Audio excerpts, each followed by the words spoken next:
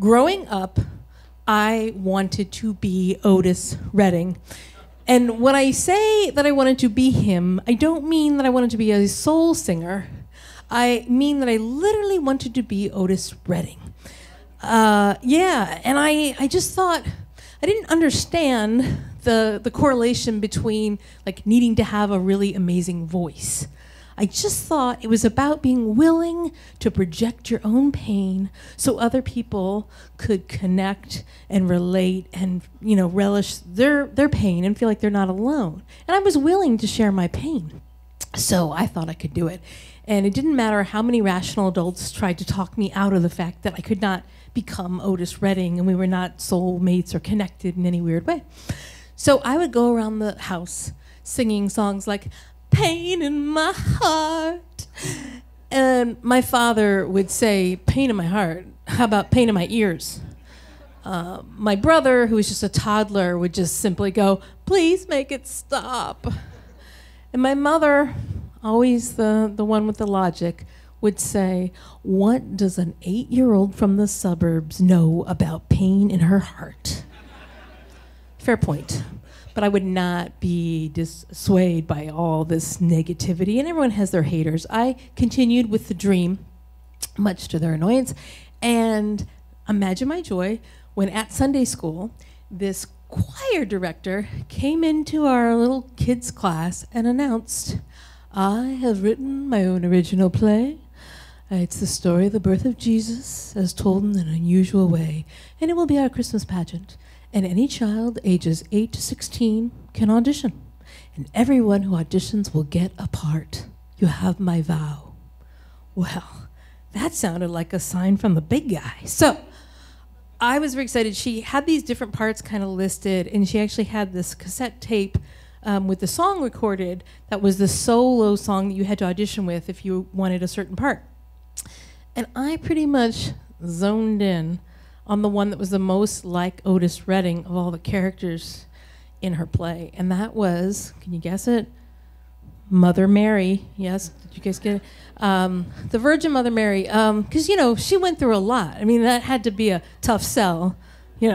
Explain the whole, "No, I didn't have sex with anyone. It's just God's birth." So anyway, I learned that song backwards and forwards. I knew it. I had it down cold.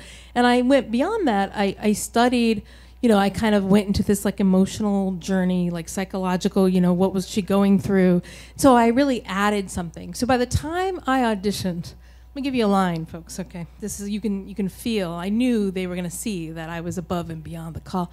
I was like this, "Giving birth to the child of God, never easy, sometimes so hard."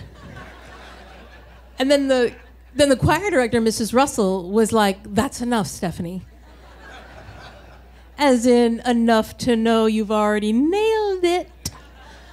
So I was pretty excited to go check the cast list next Sunday. But imagine my surprise. It was not my name by the Mother Mary. It was Mary Green. Okay, a 16-year-old in the choir, sang a lot of solos. I mean, first of all, it was my first bout with ageism, all right, just because she's 16. But second of all, it was just so inside the box, sure, go with the one you already know. Okay, fine.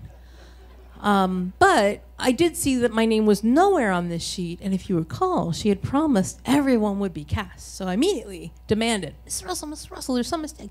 I'm not on this list. What am I cast as? Do I get to be like a singing sheep or something?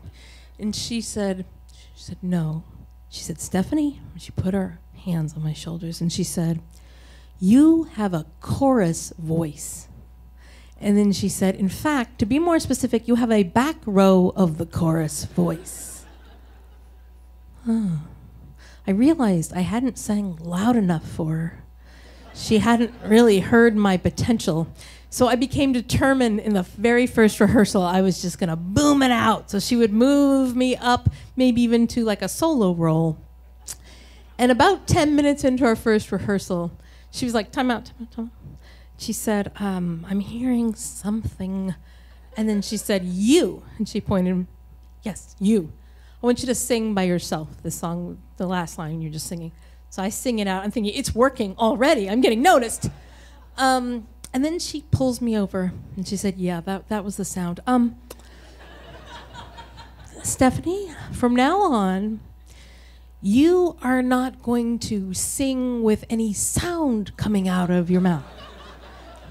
You'll be singing silently.